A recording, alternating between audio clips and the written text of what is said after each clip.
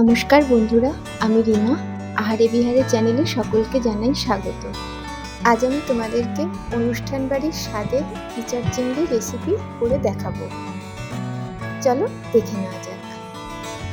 এখানে রয়েছে ইঁচড়, যা খুব ছোট ছোট করে কেটে ধুয়ে নিয়েছি। রয়েছে ডুমো করে কেটে রাখা আলু, সেটাও খুব ভালো করে ধুয়ে রাখা আছে।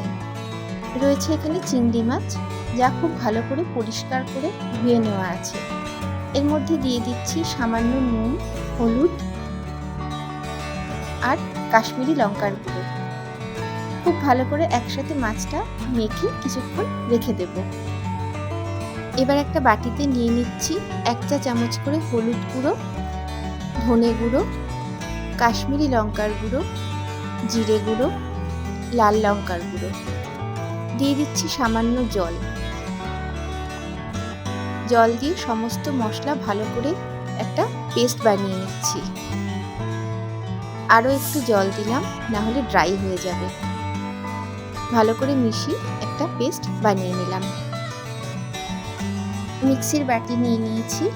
এর মধ্যে দিয়ে দিচ্ছি একটা বড় সাইজের টুকরো করা পেঁয়াজ, 1.5 ইঞ্চি আদা, 10 কোয়া রসুন, 2টো মাঝারি সাইজের টমেটো কুচি আর 4টে কাঁচা লঙ্কা। সামান্য একটু জল দিয়ে একটা মিশ্রণ বা পেস্ট বানিয়ে নিচ্ছি। খুব ভালো একটা ঘন পেস্ট হয়ে গেছে।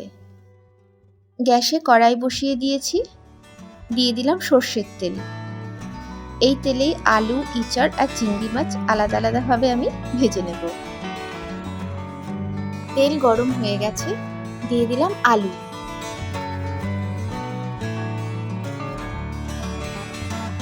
আলুগুলো একটু লালচে করে ভেজে নেব।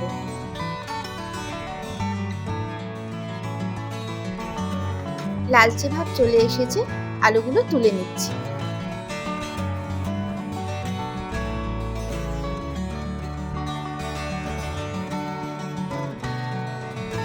এবারে দিয়ে দিচ্ছি ইঁচড়।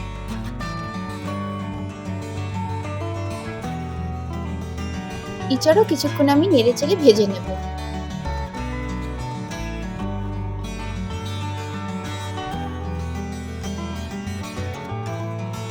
বেশ কিছুক্ষণ ভাজা হয়ে গেছে, এবারে তুলে নিচ্ছি।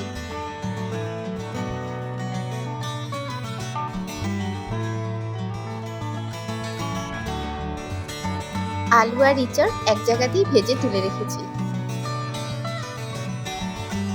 এবারে এই তেলে দিয়ে দিচ্ছি চিংড়ি মাছ। চিংড়ি মাছ খুব সামান্যই ভাজবো, বেশি ভাজলে আমরা জানি শক্ত হয়ে যায়, যেটা খেতে ভালো লাগে না।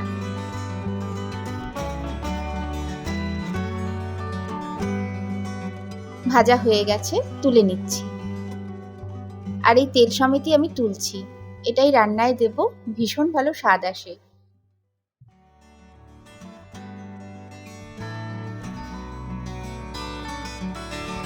কড়াই পরিষ্কার করে গ্যাসে বসিয়ে দিয়েছি। দিয়ে দিলাম পরিমাণ মতো সর্ষের তেল। তেল গরম হয়ে গেছে, দিয়ে দিলাম 1 চা চামচ গোটা জিরে,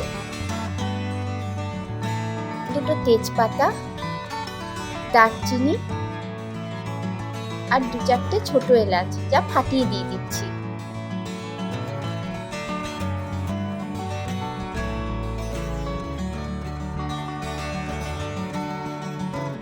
সমস্ত ফোড়ন একটু নেড়ে নিলাম।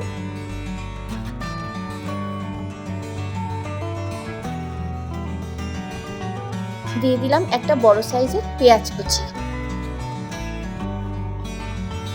পেঁয়াজ কুচি দিয়ে কিছুক্ষণ নেড়ে নিতে হবে।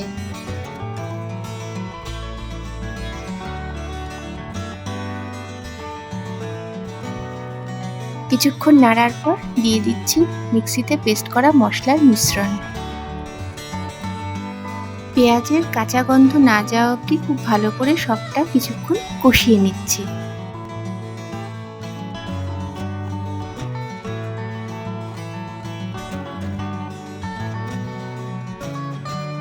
কষানো হয়ে গেছে, দিয়ে দিচ্ছি জল দিয়ে গুলে নেওয়া গুঁড়ো মশলার মিশ্রণ।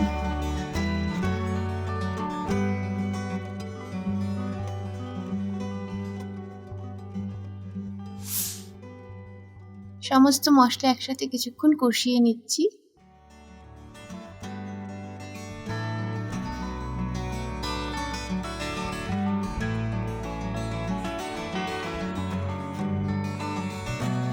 দিয়ে দিচ্ছি 1 টেবিল চামচ চিনি।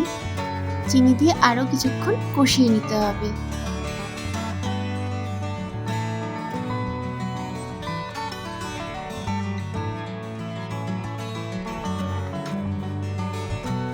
কষানো হয়ে গেছে, দিয়ে দিলাম ভেজে রাখা আলু।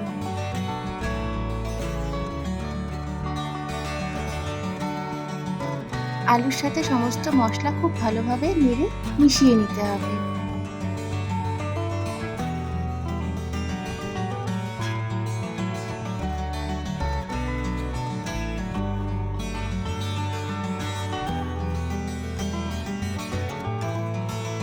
মিশানো হয়ে গেছে, দিয়ে দিলাম ভেজে রাখা ইঁচড়।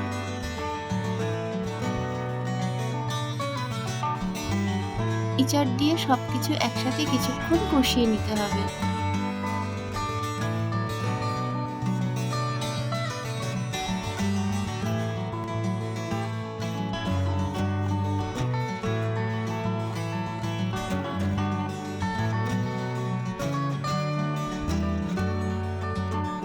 কষানো হয়ে গেছে, সেদ্ধ করার জন্য আর গ্রেভির জন্য দিয়ে দিলাম গরম জল।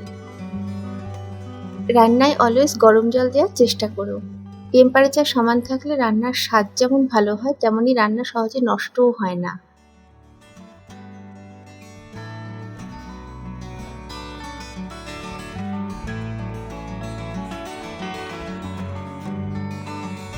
দিয়ে দিচ্ছি কিছু সময়ের জন্য এবার ঢাকনা। কিছুক্ষণ পর ঢাকনা খুলে নিলাম।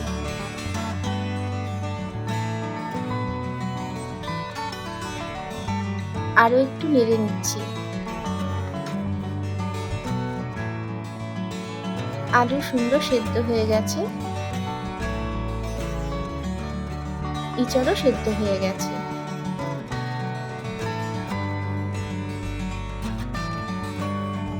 দিয়ে দিচ্ছি এবার ভেজে রাখা চিংড়ি মাছ।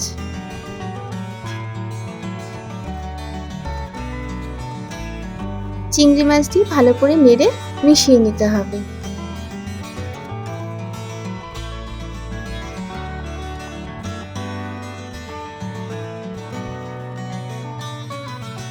দিয়ে দিচ্ছি স্বাদ অনুযায়ী নুন,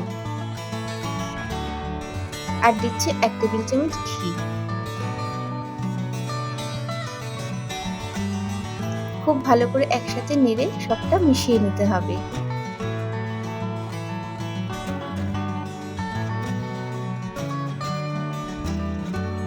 দারুণ সুন্দর গন্ধ বেরিয়েছে। দিয়ে দিচ্ছি 1 চা চামচ গরম মশলার গুঁড়ো। গরম মশলার গুঁড়ো দিয়ে ভালো করে নেড়ে মিশিয়ে নিতে হবে।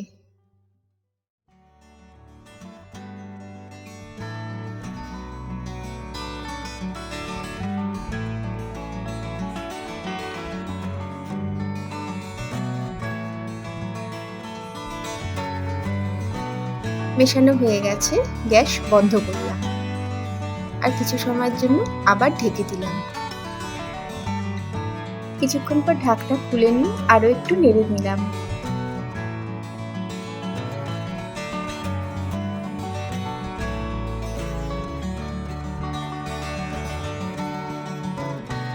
রান্না কিন্তু এবার পুরো কমপ্লিট হলো।